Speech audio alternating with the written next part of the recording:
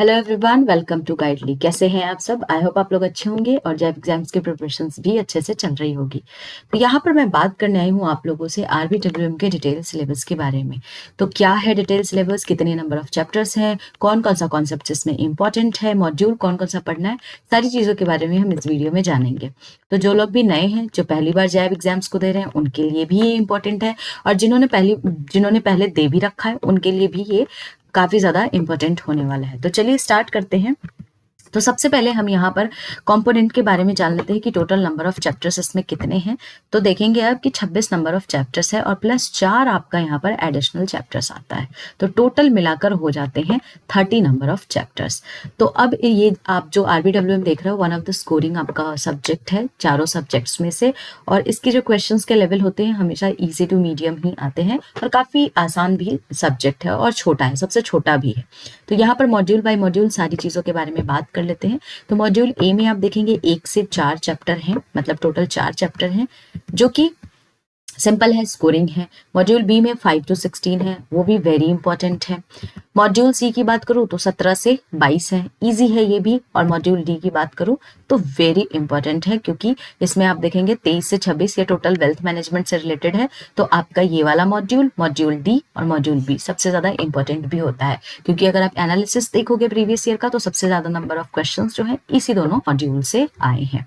तो अब सवाल ये आता है कि मैम कोई बुक भी बता दो, अगर आप इतनी कुछ चीजें बता रहे हो। तो देखिए, अगर बुक की बात करूं तो आप यहाँ पर स्टैंडर्ड मैकमिलन की बुक को प्रेफर कर सकते हो, जिसमें से आपको मॉड्यूल बी और मॉड्यूल डी को बहुत अच्छी तरीके से कर लेना है, ठीक है। और पूरा का पूरा यहाँ पर कॉन्सेप्ट अच्छे से पढ़ना है, फैक्ट्स को पूरे बढ़िया तरीके से आरबीडब्ल्यूएम में देख के जाना है, डेफिनेशंस वगैरह को देख कर जाना है। तो अगर आप बुक से पढ़ाई करना चाहते हो तो बिल्कुल बुक से कर सकते हो, सेल्फ स्टडी से, या अगर आपको लगता है कि आपको वीडियो देखने की जरूरत है तो पूरा प्लेलिस्ट बना हुआ है, जाकर आप लोग वीडियो भी देख सकते हैं। अब यहाँ पर मैं पूरे के पूरे सारे चैप्टर्स आपको दिखा देती हूँ कि कितने चैप्टर्स हैं। तो चैप्टर के नेम क्या क्या हैं ये सारी चीजें यहाँ पर बता देती हूँ। तो अगर मॉड्यूल ए में आएंगे तो चैप्टर 1 से 4 के बीच में सिर्फ आपको 2 ही चैप्टर इंपॉर्टेंट है, chapter number 2 and chapter number 4, जिससे आपके एग्जाम्स में काफी क्वेश्चन आते हैं, ठीक है। तो इस दोनों को आपको अच्छे से पढ़ के जाना है। अब यहाँ पर आप देखेंगे चैप्टर नंबर 5 से लेकर के चैप्टर अगर 16 यानी मॉड्यूल बी की बात करूँ तो आप यहाँ पर काफी सारे इंपॉर्टेंट चैप्टर्स हैं, जिसके यहाँ पे ऑलरेडी देखिए नाम लिखे हुए हैं। चैप्टर नंबर 8 से लेकर के चैप्टर नंबर 14 इधर इंपॉर्टेंट है, और लास्ट में आप देखेंगे तो सिक्योरिटाइजेशन चैप्टर नंबर 16 इंपॉर्टेंट है, जो आपको करके जाना है। इसके बाद आता है आपका मॉड्यूल सी। मॉड्यूल सी में आप देखेंगे चैप्टर 17 से लेकर के 22 है, जिसमें आपका चैप्टर नंबर 18, चैप्टर 19 और चैप्टर नंबर 21, ये 3 चैप्टर्स जो हैं बहुत ज्यादा इंपॉर्टेंट है, एग्जाम में क्वेश्चंस आते हैं। मॉड्यूल डी की बात करूँ तो चारों के चारों यहाँ पर चैप्टर्स इंपॉर्टेंट है, तो इसको बहुत अच्छी तरीके से आपको करके जाना है, पढ़ के जाना है।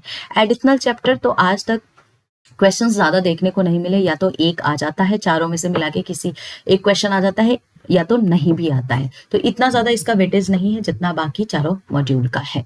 तो अब मैं यहाँ पर सबके जो इंपॉर्टेंट मॉड्यूल है, इंपॉर्टेंट चैप्टर्स हैं, उसके टॉपिक्स दिखा देती हूँ। आप लोग एक बार स्क्रीनशॉट जरूर ले लीजिएगा उस टॉपिक्स का, कि जिनको पूरा नहीं पढ़ना है। जैसे मैंने आपको पहले भी कहा था कि मैं कभी नहीं कहूंगी कि आप पूरा का पूरा सब्जेक्ट पढ़ के पीएचडी कर लो। बिल्कुल, आपको 70% 80% भी अगर पढ़ के जाते हो तो अच्छे मार्क्स से आप क्वालिफाई कर जाओगे, ठीक है।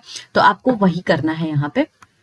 तो यहाँ पर मैं टॉपिक्स दिखा देती हूँ जिनके पास बिल्कुल कम टाइम है, या जिनको लग रहा है कि हम पूरी सिलेबस को तो कवर नहीं कर पाएंगे, तो आप इन सारे टॉपिक्स को जरूर कवर कर लीजिएगा। आप आसानी से आरबीडब्ल्यूएम को भी क्लियर कर लोगे। और एमसीक्यूज, मॉक टेस्ट जरूर गाइस लगाइएगा, कोई भी चैप्टर पढ़ रहे हैं, कोई भी मॉड्यूल कर रहे हैं। तो आप यहाँ पर स्क्रीनशॉट ले लीजिएगा। यहाँ पर चैप्टर्स 1 to 4 के पूरे मैंने यहाँ पर इंपॉर्टेंट टॉपिक्स लिखे हैं। अगेन फिर मॉड्यूल बी में भी सेम आप यहाँ पर स्क्रीनशॉट ले लीजिएगा। मॉड्यूल सी का आप देख सकते हैं यहाँ पर इंपॉर्टेंट चैप्टर्स और इंपॉर्टेंट टॉपिक, सारी चीजें यहाँ पर ऑलरेडी बता रखी है मैंने। और यहाँ पर मॉड्यूल डी की बात कर ले तो आप मॉड्यूल डी देखेंगे कि चारों इंपॉर्टेंट है, तो चारों में कौन कौन से टॉपिक्स आपको पढ़ने हैं वो भी यहाँ पर लिखा हुआ है। तो एक बार स्क्रीनशॉट ले लीजिएगा और इसको आराम से पढ़िएगा। प्लेलिस्ट बना हुआ है गाइस, और भी हमारे चैप्टर्स आ रहे हैं, तो इसमें और एड ऑन होता जाएगा।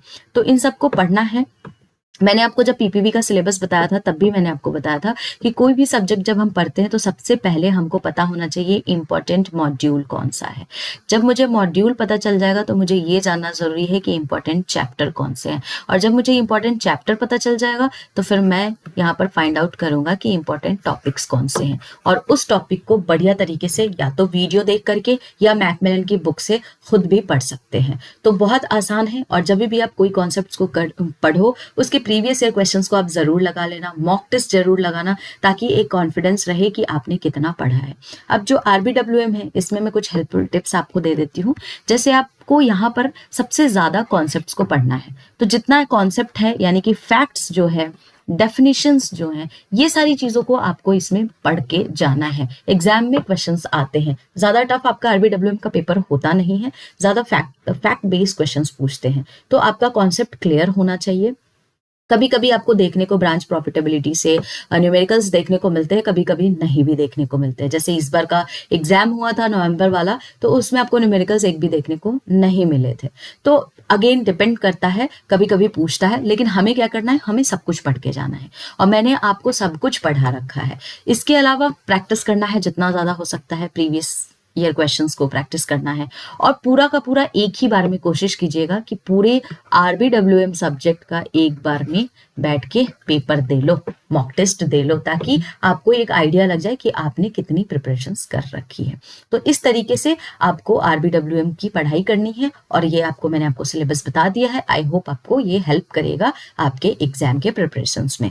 तो मैं आपको यहाँ ये भी बताना चाहती हूँ कि हमारे पेड बैच चल रहे हैं। जिनको भी हमारा पेड बैच लेना है, आप इस गिवन नंबर पे कॉल कर सकते हैं, हमारे टेलीग्राम चैनल से जुड़ सकते हैं। वहां पर आपको सारे के सारे पीडीएफ्स प्रोवाइड किए जाते हैं जो भी हम यूट्यूब सेशंस पे पढ़ाते हैं, और यूट्यूब पे भी हमारा सेशंस चल रहा है। आरबीडब्ल्यूएम, पीपीबी, एएफएम, आईआईएफएस का प्लेलिस्ट बना हुआ है गाइस, आराम से जाकर के पढ़िए।